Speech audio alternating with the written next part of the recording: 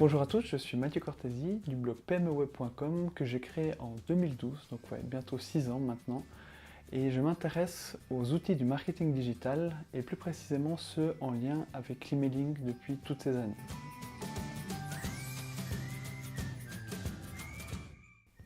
Quand j'ai débuté avec PMEweb, j'avais une audience et des sujets assez larges, dans le sens où j'essaie de traiter toutes les thématiques du marketing digital, et avec le temps, j'ai décidé de me consacrer réellement dans la recherche et pour dénicher des outils du marketing digital.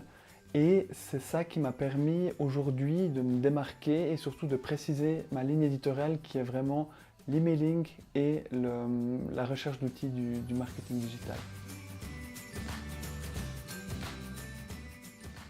Pour la sélection des sujets, je reçois assez fréquemment des demandes de lecteurs ou de gens avec qui je discute par rapport à certains outils, notamment en emailing, et ça me donne de l'inspiration pour écrire des articles dans ce domaine-là. Et ensuite, c'est aussi tout simplement les recherches personnelles que je fais dans un domaine et que je pense qui peuvent intéresser mes lecteurs. Si je devais résumer un bon outil emailing en 3 domaines particuliers, le premier c'est l'ergonomie de l'outil. Pour moi, un outil doit être facile d'utilisation avec une interface claire, que pour ça soit pour les débutants ou pour les personnes avancées dans le domaine. Ensuite, pour moi, c'est très important d'avoir une segmentation claire et efficace, avec toutes les possibilités de segmenter ces bases de données, email et clients.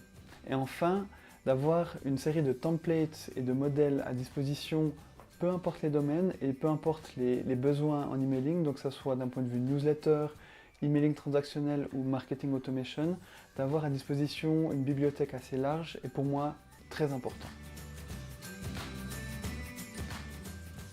Je vois 3 grandes tendances en emailing pour l'année 2019. La première sera l'optimisation individualisée des heures d'envoi de l'emailing. Actuellement, on essaye d'optimiser pour le jour de la semaine et l'heure d'envoi, mais de manière globale, mais pas adaptée à chacun. C'est-à-dire que certaines personnes préfèrent ouvrir leurs emails le matin, d'autres le soir ou en journée.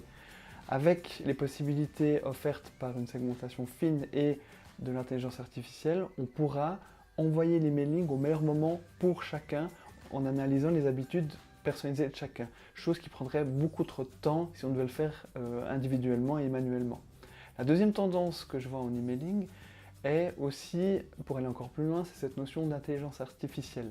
C'est qu'on pourra vraiment optimiser selon les besoins de chacun avec une intelligence artificielle. Le troisième point, pour moi, ça sera la vidéo en emailing.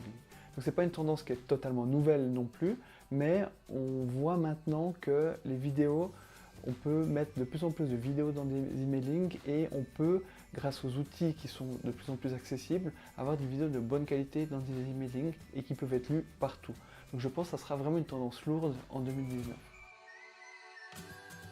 Pour vous donner un dernier conseil en emailing, soyez créatif. N'ayez pas peur d'essayer de nouvelles choses et finalement d'adapter votre message et vos emails à votre utilisateur final.